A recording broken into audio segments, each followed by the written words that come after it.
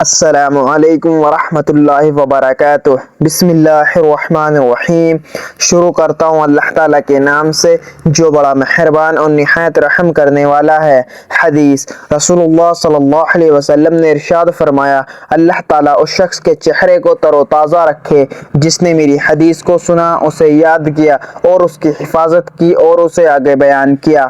پیارے نبی محمد صلی اللہ علیہ وسلم کا فرمان ہے کہ یہ گناہ ایسے ہیں جن کی وجہ سے دنیا میں ہی انسان پر سخت عذاب نازل ہوتا ہے۔ نبی کریم صلی اللہ علیہ وسلم کا فرمان ہے کہ ہر گناہ کی سزا اللہ تعالیٰ مؤخر کر دیتا ہے جس کو چاہتا ہے، قیامت کے دن تک، سوائے ظلم اور والدین کی نافرمانی کے یا رشتہ توڑنے کے، کیونکہ اس کی سزا اللہ تعالیٰ موت سے پہلے گنہگار کی زندگی میں ہی دے دیتا ہے۔ اسی حوالے سے ایک دوسری جگہ نبی کریم صلی اللہ علیہ وسلم کا فرمان ہے، دو گناہ ایسے ہیں جن کی سزا دنیا میں ہی دی جاتی ہے، وہ ظلم اور والدین کی نافرمانی ہے۔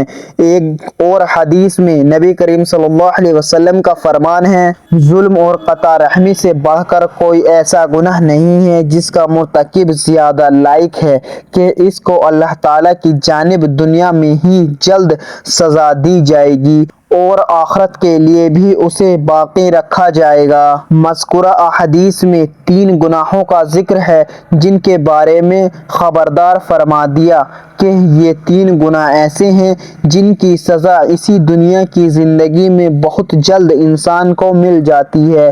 ان گناہوں کا جو وبال اور عذاب آخرت میں ہونا ہے وہ اپنی جگہ باقی رہتا ہے۔ جن گناہوں کی سزا اللہ تعالیٰ نے دنیا میں بھی رکھی ہے ان میں سے ایک گناہ والدین کی نافرمانی اور ان کو تکلیف پہنچانا ہے۔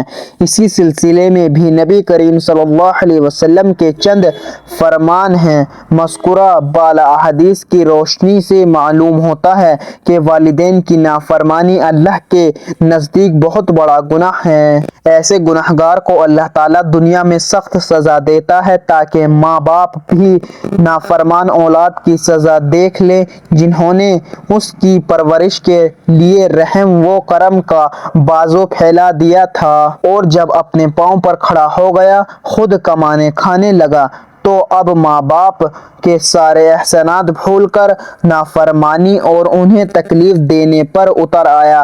یہاں ایک اہم سوال یہ پیدا ہوتا ہے کہ آخر کیا وجہ ہے کہ والدین کی نافرمانی کی سزا اس قدر سنگین ہے کہ دنیا میں بھی ایسے گنہگاروں کو ملول کیا جاتا ہے جبکہ اور بھی سنگین گناہ ہیں مگر ان کے متعلق ایسی بات نہیں ملتی۔